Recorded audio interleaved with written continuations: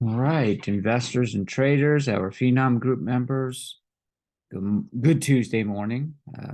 Coming to you live 5:30 a.m. Just ahead or 3 hours ahead of the release of the consumer price index this morning, which is highly anticipated. We are looking for a pretty good drop on the year over year core and headline CPI. Remains to be seen how big of a drop. There are calls for a 3 handle on the consumer price index. And obviously, this will lead into tomorrow's FOMC meeting and rate announcement. Press conference with Jerome Powell kicks off 2:30 p.m. Eastern time. So we've got a very big event-driven week here for the markets. We have a live look in front of us at the futures and the VIX with a little tick down. After getting into the 13s last week on the VIX, we tagged 15 here in the pre-market. We backed off a little. We know that obviously the data that comes out at 8:30 a.m., the consumer price index this morning, will have a lot to say with respect to determining what this looks like going into the opening bell. Again, there's been this anticipation, which has played out in market price action over the last several weeks, if not more than a month, with respect to the future policy decisions that are going to be made by the Fed.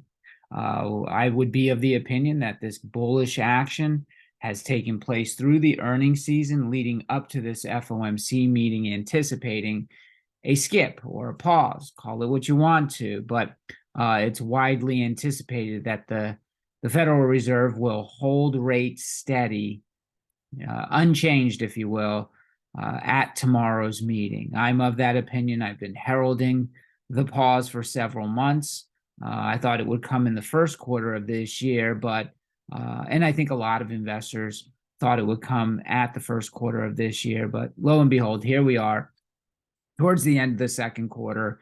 And it does look like the Fed Fund futures market is pricing in a 75% probability that the Fed will do nothing, hold rates steady at this upcoming meeting. If you're, as always, I should say, if you're not a member of Finom Group, do check us out. If you watch our weekly videos, if you follow me on Twitter at SethCL, and you like the content that I've delivered, please feel free to join us to receive our exclusive content on a weekly basis, our state of the market video and report, our macro research delivered Sundays.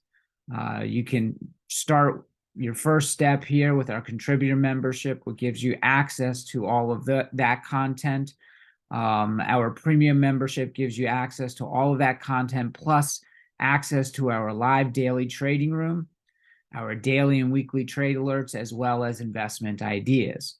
With that being said, let's jump into some of the content I wanted to go over here at the start of this week and ahead of some of this key economic data.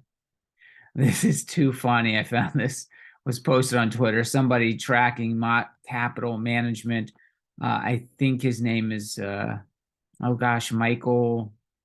It escapes me, but basically what the person was trying to depict was you could go all the way back to the October lows, and if you read this individual's, I guess, weekly commentary, monthly commentary, stocks may head even lower.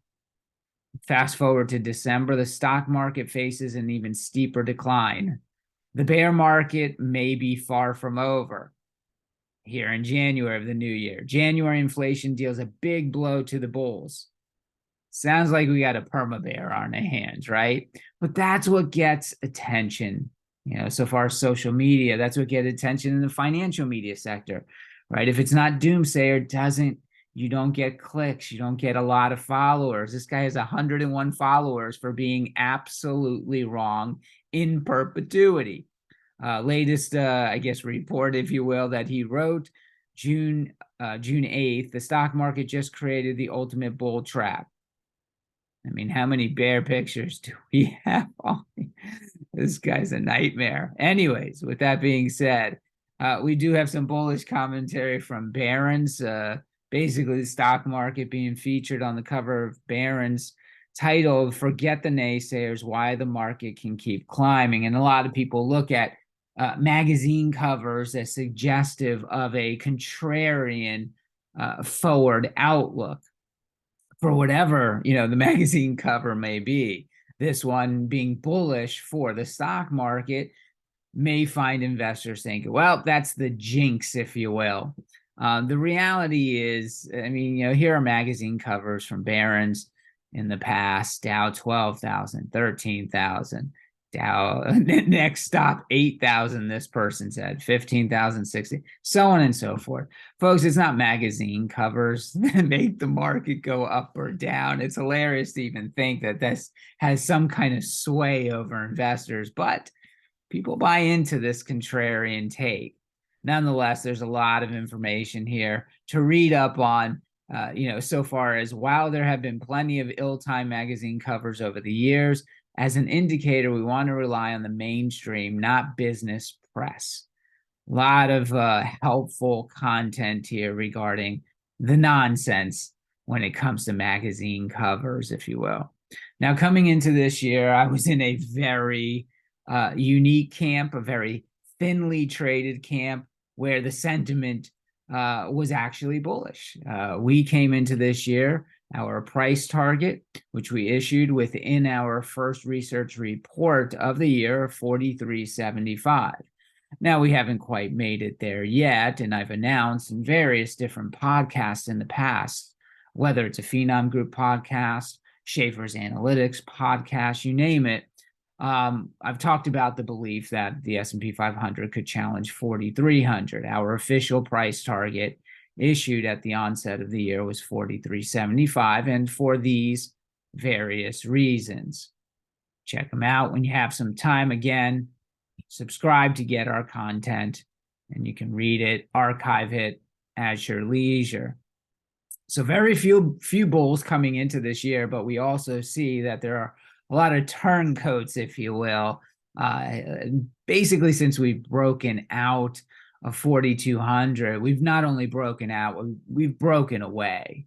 That was the next step. It's one thing to break out, but usually you do check back. And we've had several checkbacks throughout the course of this year, hitting our heads close to 4,200, now breaking out and breaking away above 4,300. And it's driving a lot of fear into the bearish camp. Some price target upgrades this week and over the last several weeks coming from the various financial institutions on Wall Street, like Goldman Sachs, which recently raised. We expect the S&P 500 will end 2023 at 4,500. So that's a boost from their previous forecast of 4,000. So they just at the end of last week raised their year-end S&P 500 price target from 4,000 to 4,500. Prior to that, also earlier last week, BMO's Brian Belsky raised his S&P 500 forecast. Let me see here. Yeah, 4,300 to 4,550. 4,550, slightly above that of Goldman Sachs. Several weeks ago, late May, Bank of America, one of the biggest bears on the street next to maybe Morgan Stanley and their team led by Mike Wilson, but the team at Bank of America led by Savita Subramanian, they upgraded their year-end price target. I think it was from 4,000 to 4,300. So a lot of price targets being raised here. Like, talk about chasing the market, right? Talk about undisciplined. It is what it is. There's nothing that will change sentiment on Wall Street faster than price. I've been bullish for a while now. Most of you who watch my podcast on a weekly basis have already long since understood that. Having called the bottom in October of last year with a giant outside reversal candle on October 13th. And of course, it's no coincidence that happened on CPI release day. But the economy's growing, inflation is falling, earnings trends are improving, the Fed is ready to pause, and you have an AI theme bolstering enthusiasm. In this kind of environment, I find it difficult to be pessimistic about stocks in such an environment. ISM services, we got that reading last week where the price index of the ISM service just kind of dropped off a cliff. And this usually has a very strong correlation with the CPI. We would be anticipating a continuation of this deflation cycle, and the market loves deflation cycles, so long as they're not encapsulated by a recession. Keep that in mind. All right, the current market versus prior bear markets. We seem to have a U-turn here, folks, right? If you didn't have all of this trend line, if you didn't have the continuation of these trend lines and you were stuck right here last year, like, it would be hard to recognize where this would have turned out. But ever since last year's bottom, we've detracted from prior bear markets of even greater significance. 2007 into 2008, 1973 into 1974, back-to-back down years, and of course, dot-com bubble bursting, back-to-back down years, 2000 to 2002, finally making a bottom. I believe it was in October of 2002. So this does not look like any of these prior bear markets. Sometimes, here's the other thing I want you to keep in mind, and we'll go over in a little bit more detail. Sometimes it's not what you see in this chart, but what you don't see in the chart. Prior to 2022, so here we are, the dark black line here. That's the bear market that we had. But prior to 2022, only the 1966 bear market was deeper without a recession. In 2022, our bear market troughed down on a closing basis 25%, 28% on an intraday basis. The only thing deeper was 1966, down 22%. Not shown in this chart. Knowing your market history. Again, sometimes it's not what you see, but what you don't see in the chart. And you don't see 1966 in here for one reason or the other. Now, we also came into this year with this rather unique perspective on analogs. What could resemble the 2022 into 2023 period? And we looked at a number of different analogs, and the one that came up most favorable was the 1966-1967 analog. Folks, don't dismiss analogs. I'll show you why in just a second. But from 1966 into 1967, this line right here takes us into 1967 or 2023, the market kept climbing. From the lows, kept climbing in 1967. What are we talking about here in 2023? The same scenario. Troughing at almost the same point in 1966 as we did in 2022, and rallying into 1967, i.e. 2023. The analog is extremely tight. And why is it so important to recognize and believe in analogous years for the stock market? Because our market is highly algorithmic. Almost 85% of volume that flows through the market is done via algorithms, and these algorithms are coded via keywords and levels, technical formations, patterns, etc. A lot of times those will key off of these types of analogs. I had mentioned such an analog back in the COVID bottoms, but before I talk about that a little bit more, this gentleman, because I did tweet this out as an update to where we are today, following the 1966-1967 script. And people will love to but to death. Right? They're always looking for flaws. They're always looking for problems. They're always looking for the downside in the market. This gentleman commented to me based on the analog above, but the money supply was growing in 1967. It's still contracting in 2023 when the last time I checked. Thanks for being a smartass, Jim. But with that being said, it's important to look at all variables, not just one variable. Folks, the money supply has been contracting now for 18 months. You could have said this for 18 months. We have been in a new bull market for the last 8 months. Now that we've actually gained 20% off the lows, we can go back to October and recognize that was the start of the new bull market. So we are now 8 months into this new bull market, and you could have said the same thing over the last 8 months, let alone 18 months. What my reply is, and again, you can't look at just one variable when it comes to money supply. The money supply may be contracting, faux show, but the money velocity was normal in 1967. It's off the charts in 2023, not money supply, but money velocity. If money supply is decreasing to the extent that it has been over the last 18 months, there needs to be something there to offset it.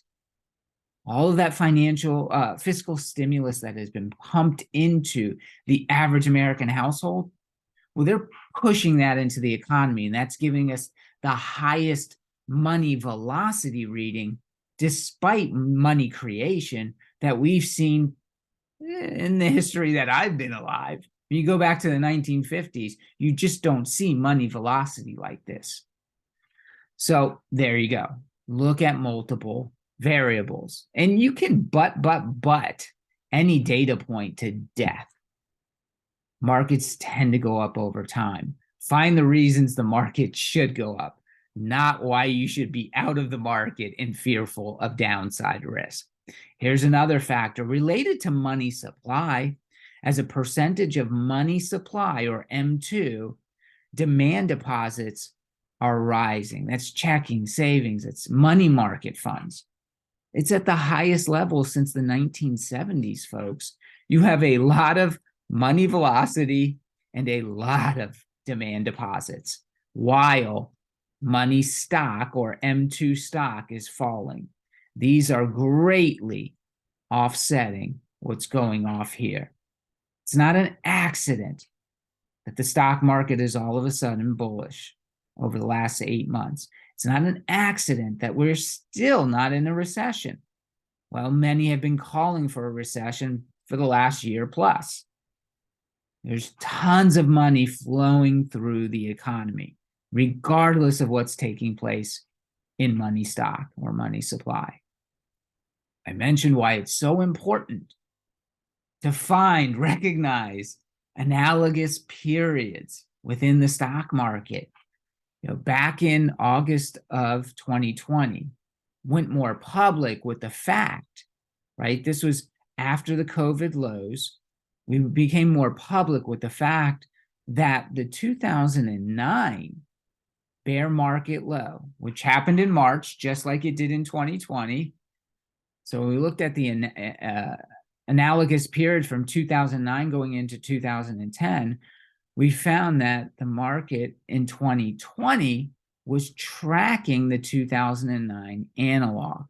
We did the math, right? We did the math from 2009's recovery, and based on where we were in August of 2020, following it almost to the T, we understood that there was a high probability, if we continue to follow the 2009 analog off of the COVID 2020 lows, that we would achieve 3761 by the end of 2020. For those of you who remember and know your market history, we topped out at 3761. Why is it so important to understand analogous periods? This is another reason why. Don't discredit this one either. Nobody believed me. Nobody wanted to hear it. You can go check the tweet. This came directly from my tweet. See how many likes it? 20 people liked it. Imagine if you got in there. Now, our Finom group members had received this since May. We were tracking it since May of 2020. They jumped on the bandwagon early. Hence, if you're not already a member, you might want to think about it. All right, let's fast forward. Lows in October of last year. How does the market perform 12 months off of a bear market trough? Well, the average return is 43.7% over the next 12 months. The worst return off of a bear market trough was 29.1%. We've already traveled 21, 22% off of the bear market lows. If it's the worst recovery over a 12-month period off of a bear market trough, we probably have another 7% higher before the end of the year. Or actually October, until October, right? Because the bear markets ended in October of last year. 12 months later would be October of this year. So possibly, and possibly, no guarantees, but possibly, if this is the worst recovery off of a bear market trough, another 7% higher. Keep it in mind, folks. This is a buy the dip market. One of the key signals to understanding what should you do when the market, because we are going to consolidate, folks. We're not just going to go up in a straight line, although it feels like it lately, right? That kind of lulls the bulls into a sense of complacency, overconfidence. Nonetheless, make sure you have cash on the sidelines. The Zwig breath thrust happened in March, at the end of March, the end of the Q, that would be the Q1 period. You got a Zwig breath thrust. Zwig breath thrust informs you of how to engage the market when it consolidates. It also lends itself very favorably to forward returns. March 31st, so was it March, April, May, June, we're 3 months out. Only 3 times has the market been lower 3 months later, and they're very small declines, folks. 6 months later, that'll take us to the end of September. The market has never been down. Look at the average gain. And don't get me wrong, it doesn't mean we're going to achieve the average gain. Sometimes it was very, very small gain 6 months later. Point is, look at the positivity percent rate, which is 100% of the time the market was higher 6 months later, i.e. the end of September. The market should be higher than the price from where the Zwig breath thrust fired. A year later, what are we talking about here? There are many reasons to be bullish, folks. Again, this is a buy the dip market. Bank of America, buy the dip strategies are having one of their best years ever, as equity investors remain most concerned about the upside, right? So every dip we get is being bought back at basically the fastest pace since COVID, and the third fastest pace, since 2008. And these are, just recognizes the gain, after a, close to a 2% drawdown. The next day gain averages 0.3% the next day after big drawdowns. This is more research on the same subject matter. We are in a buy the dip regime. All the signal posts are there, folks. This is from Fundstrat, and it recognizes all the buy the dip regimes since 1928. The annualized return in a buy the dip regime is largely positive. The only down years, 1939, 1960, 1966, and 1992. So the last buy the dip regime that had an annualized forward return that was negative was 1992. May the odds be ever in your favor, as they say. A couple interesting facts here from last week's NIME, which is the National Association of Active Fund Managers, basically. What's their exposure to the market? So you get the NIME index reading, which gives you their overall exposure for the market on a weekly basis. It's looked at 1 week in the rears. We had a huge jump here. In 1 week, we went from 53.92% exposure from active fund managers or portfolio managers, jumped all the way up to 90%. It's a huge jump. This study here looks at big jumps of 35 to 40 points on a week over week basis. And the key takeaway from this study here, it's only happened 1, 2, 3, 4, 5, 6, 7, 8, 9 times in the history of the NIME index. Only 9 times. Big takeaway. The 3-week return, always positive. Always positive. This kind of a jump is get me in. Get me into the freaking market. I don't care what price. Just get me in. This is capitulation. This is FOMO on the professional money managers. Again, discipline, not necessarily what they do. Another, kind of on the along the same lines. We think about the NIME as also a sentiment gauge. Do people want to own stocks in increasing fashion? Another survey, the American I think it's Investors Intelligence Survey, measures bull and bear sentiment from mostly baby boomers, but retail investors. So the AAII bulls jump greater than 15% in 1 week. So we had a big jump in the NIME exposure index. We have a big jump in the bullish sentiment. Is that bullish or bearish for the S&P 500 going forward? Well, historically, 1 month later, after that kind of a jump of 15% or greater bullish sentiment, 83% of the time, the market was positive. 1 month later, 3 months later, 6 months later, a year later, up 100% of the time.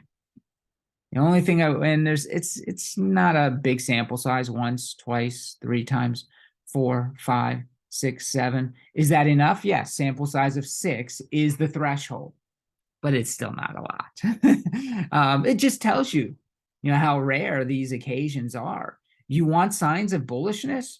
You want signs of a stronger market? You're getting it. It takes bulls to make a bull market. You're getting that, folks. Here's something else that just happened in the market, offered by Urban Camel. If you look at history, and what I'm showing is different periods time from 2009 to present, going back to 1990 to 2008, and as far back as 1980 to 1990. And what we're showing here is the weekly RSI gets to 84, right? I mean, that's overheated.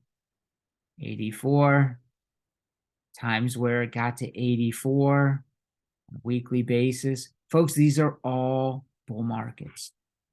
Generally, you don't see a reading of 80 or above, let alone 84 in bear markets. After falling 20%, right? We fell 20% last year. But if we go back over the last 40 years, this kind of relative strength reading in the market does not happen in bear markets. It is essentially a signal that the bear market is over, as they say in Boston. All right, the S&P 500 resistance. Now, I posted this chart on the 9th, so that was late last week, and we had resistance around the 618 Fibonacci level, which came in at 43.33. Fast forward to yesterday's price action, and that's another sign of a bull market. Bull markets take out resistance. It doesn't mean they won't check back. It doesn't mean they won't consolidate from there, but they will often, more often than not, take out resistance. Looking for more signs of a strong bull market? You just got another one. Now, we have a kind of an omen, if you will, the Hindenburg omen for the NASDAQ, switching to another growth index. The NASDAQ fired a Hindenburg omen earlier last week, as you can see in this candlestick here. Historically, this is not necessarily something to be afraid of, at least not one signal. Now, if we get multiple signals, or what they call clusters of Hindenburg omens, that becomes more worrisome.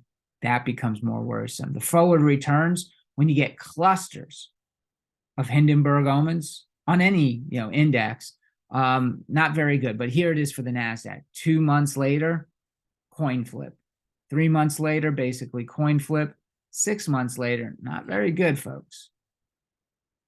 So keep an eye on the internals of the NASDAQ. The other thing here is the Hindenburg moment wasn't necessarily created for the NASDAQ. It was created for the NYSE, but people tried to transpose all kinds of different bearish signals onto all of the indices. With that being said, the NASDAQ does have a feat of strength as well.